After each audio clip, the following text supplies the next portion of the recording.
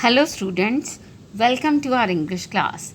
Today we will read class 9th chapter The Snake and the Mirror.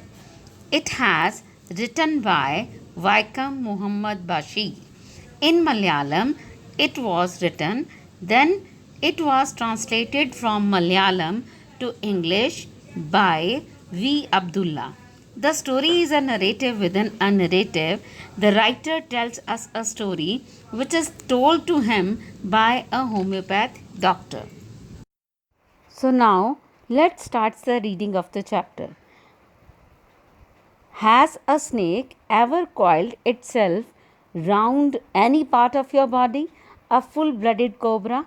All of us fell silent. The question came from the homeopath. The topic came up when we were discussing snakes. We listened attentively as the doctor continued with his tale. Tale means story.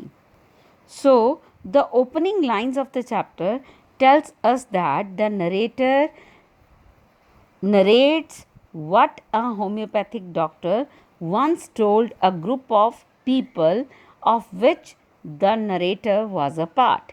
The doctor, the narrator, and some others happened to discuss the snakes. The topic reminded the doctor of his encounter with the snake, and he narrated the incident.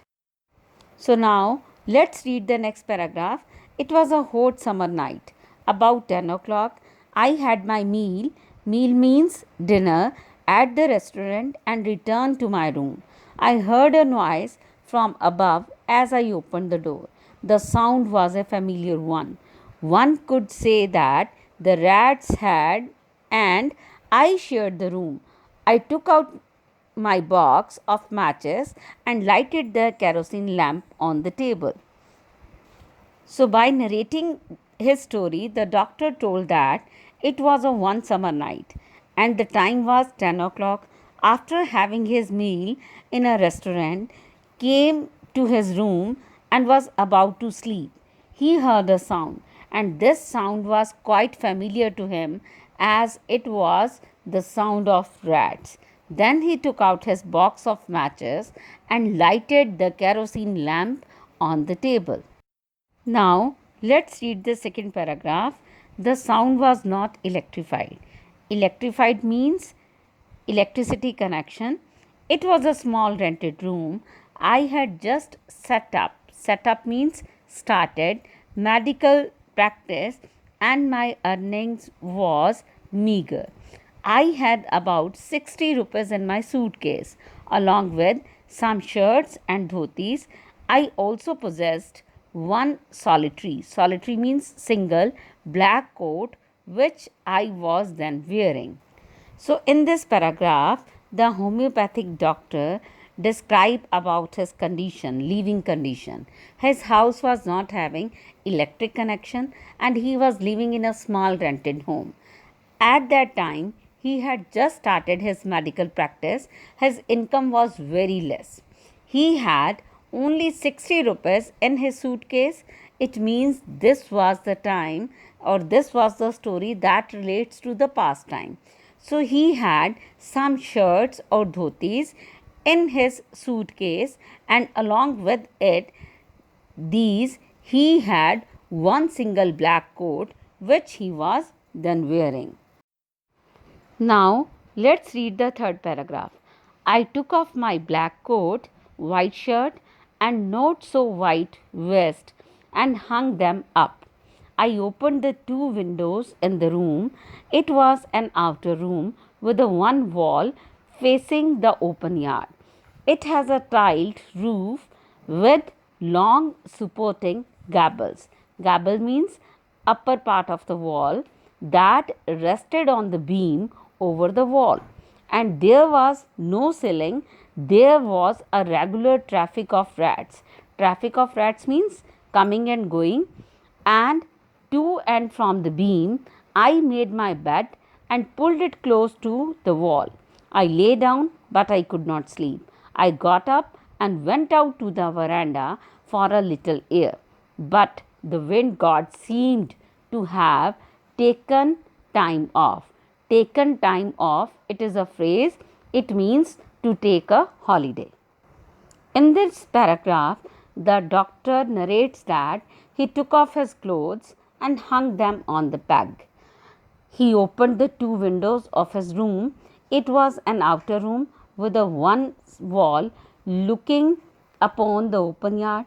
The roof was tiled and had a long supporting upper part of the wall which rested on a beam. The room did not having a ceiling, and from the beam rats came to his room, and after that the doctor made his bed and placed it near the wall, but he could not sleep, and it was closed that day as there was no air all around. So he got out and he went to the veranda and thought that wind god had taken a holiday on that day. Now, let's read the fourth paragraph. I went back into the room and sat down on the chair.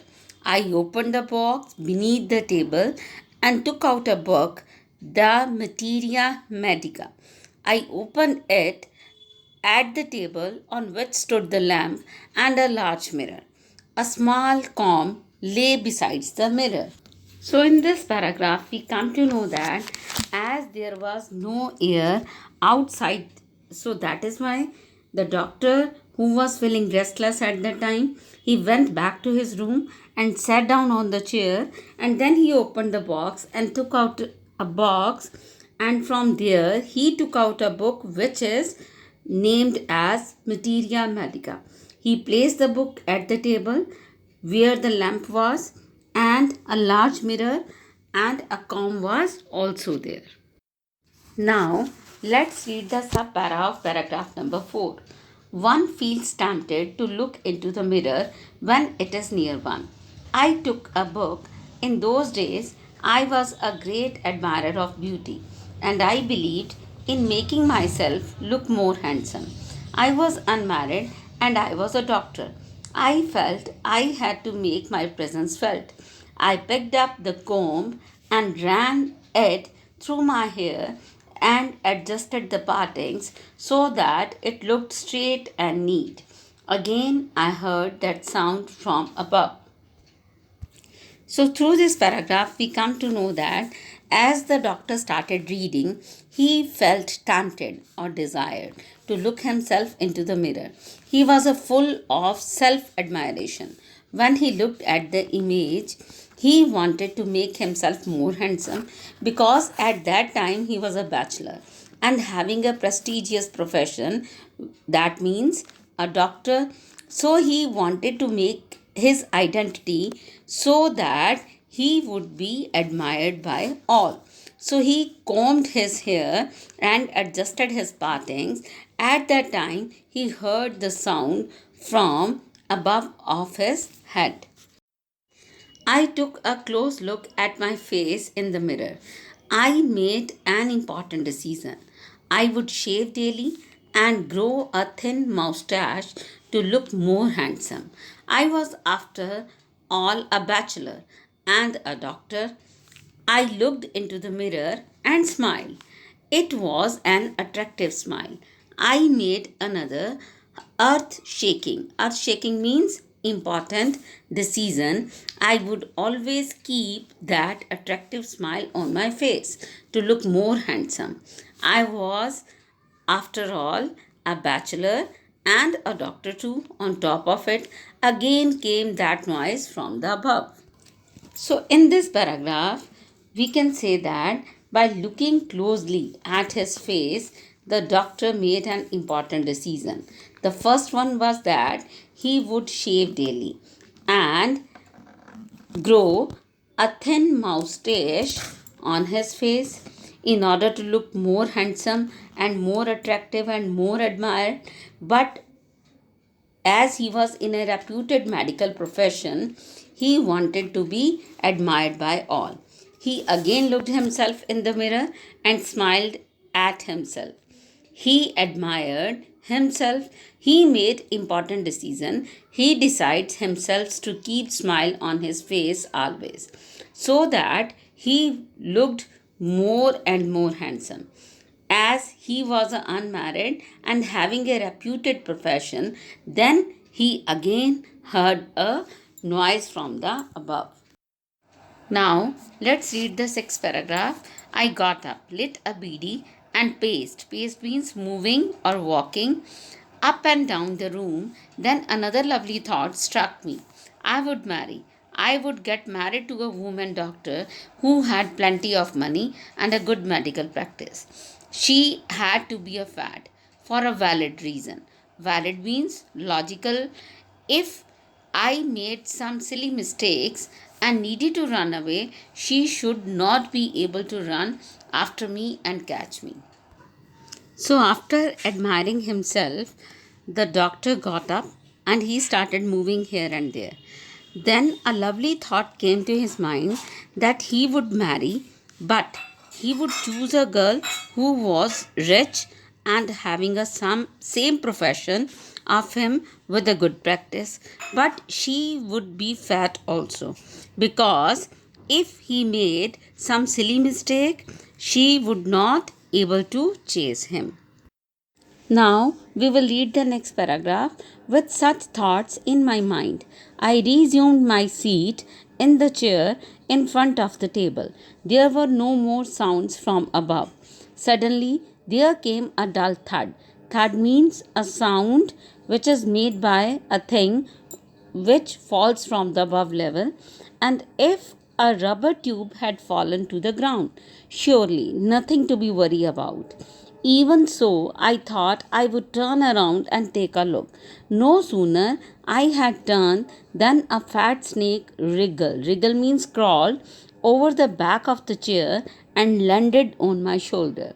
The snake's landing on me and my turning were simultaneous. So, with these thoughts in mind, he was about to look himself. He heard a sudden thudding sound, as if a rubber tube had fallen. He decided to look back. So, as he turned his back, he saw a fat snake crawled over the back of the chair and then landed at his shoulder. But here, as we can understand, as the doctor has told us that as the doctor turned his head, at the same time the snake landed on his shoulder. So these two incidents happened simultaneously at the same time. Now we will read the seventh paragraph. I didn't jump, I didn't tremble, I didn't cry out. There was no time to do any such thing. The snake slithered. Slithered means twisting and crawling along my shoulder and coiled. Coiled means making a round movement around my left arm above the elbow. The hood was spread out and its head was hardly 3 or 4 inches from my face. So, through these lines, we come to know that the doctor didn't jump, he didn't panic, he didn't tremble, even that he didn't make any type of the movement, and he was sitting still there because it happened so fast and so instant that he didn't have any time to react and to decide what to do. The snake twisted in such a way that it coiled itself the doctor's arm. Finally, the snake was in such a position that the snake was away from the doctor's face about 3 to 4 inches, like that. So now let's read the next paragraph. It would not be correct to say merely that I sat there holding my breath. I was turned to stone, but my mind was very active. The door opened into the darkness. The room was surrounded by darkness. In the light of the lamp, I sat there like a stone image in the flesh. So, here the doctor explains that as he held his breath and became still as a stone, because he knew that the snake would strike him if he made any kind of the movement, since the hood of the snake was also the only 3 to 4 inches away from his face, but his mind was active. He was thinking how to protect himself. But as it was a night, so there was the darkness all around. But the doctor was sitting like a stone in the light of the lamp. Now we will read the paragraph number 8. I felt then the great presence of the Creator of this world and this universe. God was there. Suppose I said something and he didn't like it. I tried in my imagination to write in bright letters outside my little heart the words, "O God." There was some pain in my left arm. It was as if a thick leaden road. Leaden means a road which is made up of lead. No, a road made up of molten fire and was slowly but powerfully crushing my arm. The arm was beginning to be drained of all strength. What could I do? So at that time, the doctor prayed to God and started thinking of the medicines that would be required in case the snake bit him. So he started thinking himself. As the snake coiled itself around the arm of the doctor, he felt some pain as if the arm was being crushed strongly with a rod made up of molten fire. His arm lost all the strength and felt very weak. So let's read the paragraph number 9. At my slightest movement, the snake would strike me. Strike means attack. Death lurked 4 inches away. Suppose it struck. What was the medicine I had to take? There was no medicines in the room. I was but a poor, foolish, and a stupid doctor. I forgot my danger and smiled feebly. Feebly means weakly at myself. It seemed as if God appreciated that the snake turned its head. It looked into the mirror and saw its reflection. I do not claim that it was the first snake that had ever looked into the mirror, but it was certain that the snake was looking into the mirror. Was it admiring its own beauty?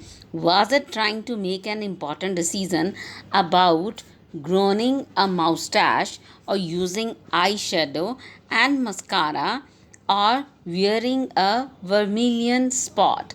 Vermilion means red bindi type and on its forehead. I was no mere image cut in granite. I was suddenly a man of flesh and blood. Still holding my breath, I got up from the chair. I quietly went out through the door into the veranda, from where I leapt into the yard and ran for all I was worth. I was worth means strength. Granite means stone. So through this paragraph, the doctor told us that if he do the slightest movement, he thought that the snake would definitely attack him. And death was sitting only the 4 inches away from him. So the doctor had to take which medicine if the snake hit him, because there was no medicine in his room, and he was thinking himself as a poor, stupid, and a foolish, and he was feeling very weak, but he could not do anything but smiling at himself. And in the next paragraph, we are able to understand that the doctor told that it was a looking as the God appreciated his courage. And the same time, the snake turned his head and looked into the mirror and saw its reflection. He did not claim that it was the first snake who admired himself, but he was totally determined that the snake was looking itself and he was admiring itself also. The doctor that also he thought that the snake admired its beauty like him, or maybe it thinking for growing a moustache and using a eyebrow or mascara or wearing a red bindi on its forehead. Now we will read the paragraph number 10. I did not know anything for certain. What sex was this snake? Was it a male or a female? I will never know. For the snake unwound itself from my arm and slowly slithered into my lap. Slithered means moving into my lap. From there, it crept into the table and moved towards the mirror. Perhaps it wanted to enjoy its reflection at closer quarters. At closer quarters means to get a close look. I was no mere image, but cut in granite, I was suddenly a man of flesh and blood.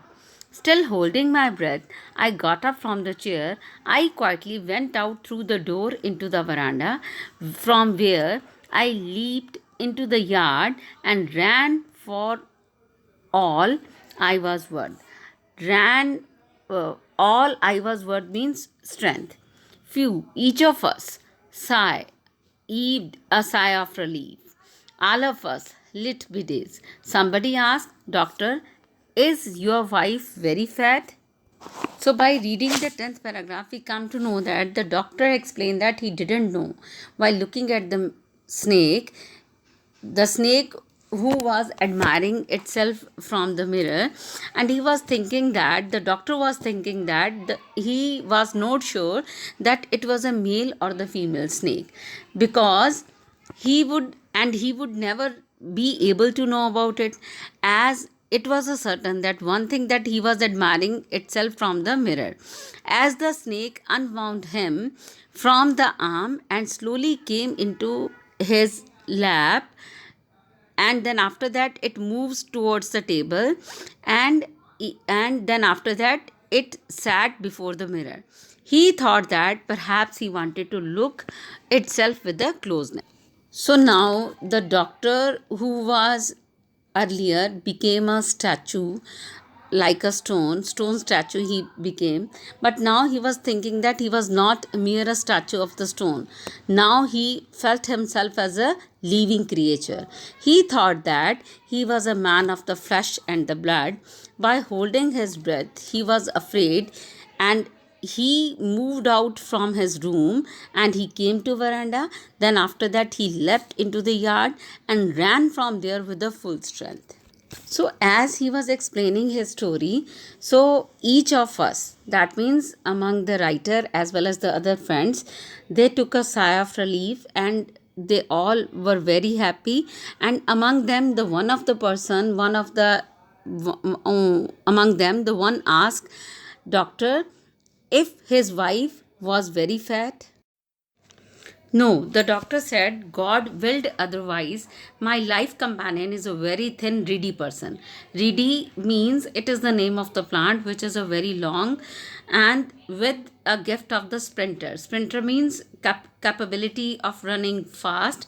So, when he was asked about his wife, the doctor told that according to the God's will, his wife is very slim and she had the strength of running fast also. Then after that, someone else asked, Doctor, when you ran, did the snake follow you? That means when among of his friends, someone also asked about the doctor that when he moved from there, if he had seen the snake had followed him or not. Now we will read the sub paragraph of paragraph number 11. The doctor replied, I ran and ran till I reached a friend's house. Immediately I smeared means covered, oil all over myself and took a bath. I changed into the fresh clothes. The next morning at about 8:30 I took my friend and one or two others to my room to move my things from there, but we found we had little to carry. Some thief had removed most of my things. The room had been cleaned out, but not really. The thief had left behind one thing as a final insult. So, in this paragraph, the doctor described that he ran from his room, and then after that, immediately he reached his friend's house. Then, after reaching his friend's house, the doctor applied oil to his entire body. He took a bath and put on the fresh clothes. He did so because the snake had slithered, that means moved over his back, shoulder, and arm. He wanted to get rid of his grippy feeling and any possible ill effects of the snake's touch. Then next morning at about 8:30, he took his friend, one or the two, and then after that he went to his room so that he could move things from there.